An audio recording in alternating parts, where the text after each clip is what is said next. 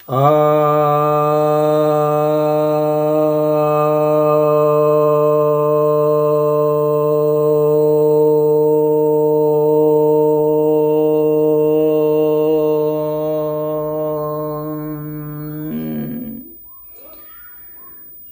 भक्तजनों को सप्रेम नमन।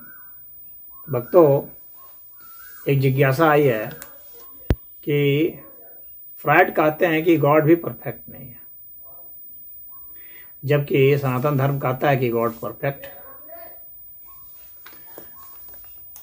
तो और फ्रायड उदाहरण यह देते हैं कि गॉड परफेक्ट इसलिए नहीं है क्योंकि दुनिया में असमानता है, अन्याय है, गंदगी है, इतनी रोग है इतना, तो परफेक्ट कैसे है? तो इसलिए गॉड परफेक्ट नहीं है।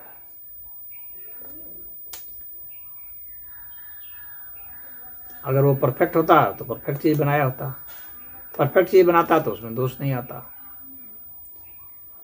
जबकि हम दोषपूर्ण देखते हैं। तो इसलिए गॉड इम्परफेक्ट। इस विषय पर आप क्या कहते हैं? तो परफेक्ट का यह अर्थ कभी नहीं लेना चाहिए कि उसका विपरीत मौजूद ना हो या उससे भिन्न मौजूद ना हो। यदि ऐसा होगा तो फिर उसको परफेक्ट कहेंगे ही क्यों?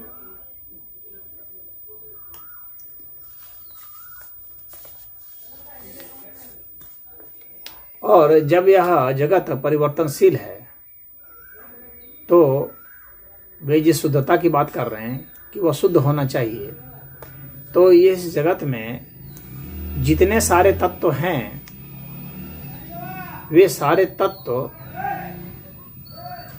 एक साथ समग्र रूप से वे एक तत्व माने जाने चाहिए। उसको ही गॉड कहते हैं, यानी अनंत तत्व मिल करके गॉड कहते हैं। लेकिन आपने उनमें से कोई एक चीज चुना और आपने मान लिया कि नहीं, यही जो है, इसके अलावा और कोई तत्व नहीं होना चाहिए। तो ये सारे जितने भी तत्व हैं सारे मिल करके जो उसको उसी को ईश्वर तत्व कहते हैं, वह एक तत्व है जो परफेक्ट है। यानी जितने भी तत्व आप देख रहे हैं, समझ रहे हैं, सोच रहे हैं, विचार रहे हैं, जिसको आपने खोज लिया, जिसको नहीं भी खोज पाए हैं, जो यहाँ हैं, वे सारे मिल करके एक तत्व हैं जिसको कि ईश्वर तत्व कहते हैं, और वह परफेक्ट है। न कि आप इनमें से कोई एक चीज को खोज लें, जैसे लोहा खोज लें, तांबा खोज लें, पानी खोज लें। आप पानी खोज लें, कहेंगे कि ये पानी है, तो यह जो है परफेक्ट नहीं है, क्योंकि इस पानी में इम्प्योरिटी है, इसमें जो है कुछ अन्य लोहा तत्व मिले हुए हैं या कैल्शियम मिला हुआ है, कुछ ऐसा है। या जो पानी भी जिसको आप कहेंगे शुद्ध पानी H2O, तो आप कहेंगे कि ये शुद्ध पानी क्या पानी है, इसमें तो हाइड्रोजन है, ऑक्सीजन है, तो ये तो मिला हुआ तत्व है। कहेंगे हाइड्रोजन है, इसमें क्या शुद्धता है, इसमें तो इलेक्ट्रॉन है। इस तरह से करके आप उसका कंस्टिट्यूएंट खोजते जाएंगे। लेकिन अगर आप इस तरह से खोजते हैं तो आप उस वैल्यू तक पहुँचे जिसके बाद आप उसका फर्दर कोई विभाजन नहीं कर सकते हैं, उसका फिर कोई आगे कोई कंस्टिट्यूएंट नहीं निकाल सकते हैं।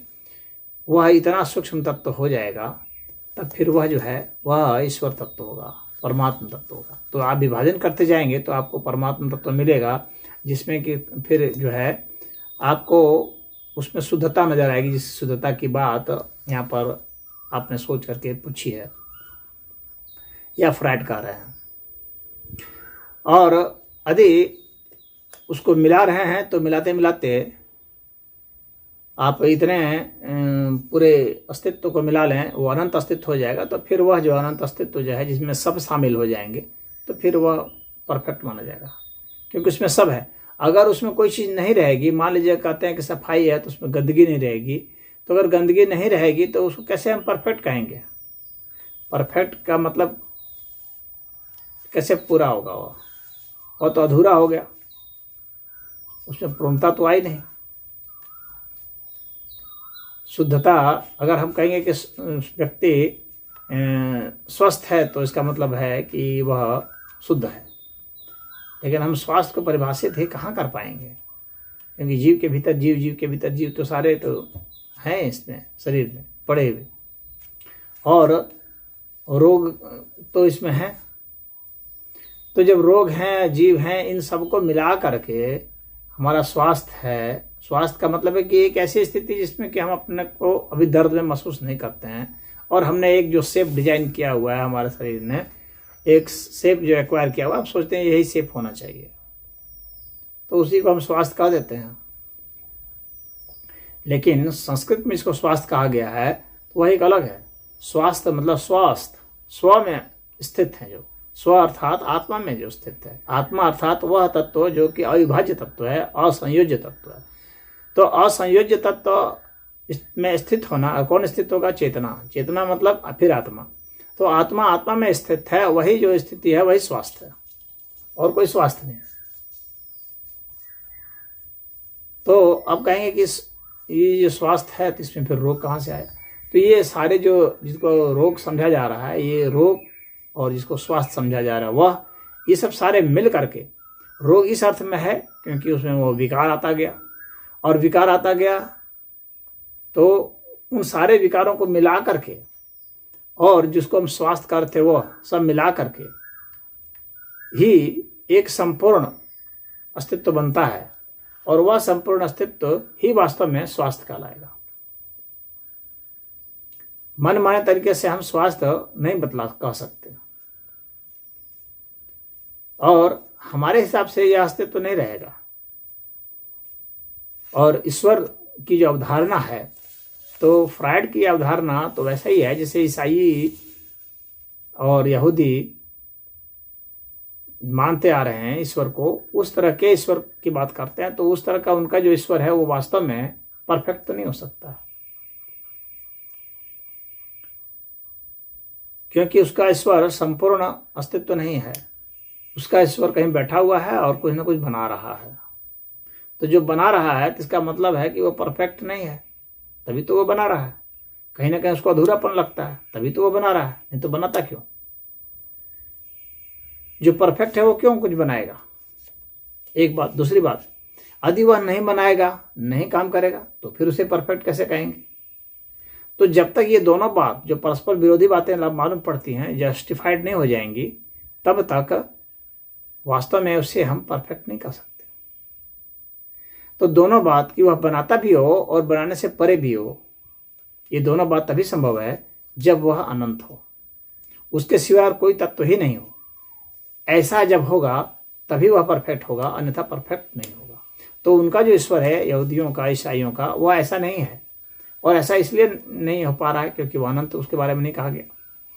और उसके कारण ही जो फ्रायड है वो मान बैठे कि हाँ भाई, वैसा ईश्वर जो है वो सही नहीं बना पा रहा है, उससे त्रुटि हो जा रही है, तो उसको परफेक्ट नहीं माने।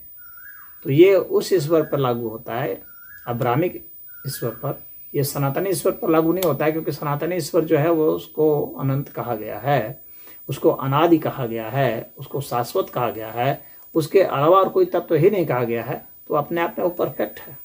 अनंत ही परफेक्ट हो सकता है, और कोई परफेक्ट नहीं हो सकता। तो इसमें इतना ही मैं समझता हूँ, आप समझ गए होंगे। ओम।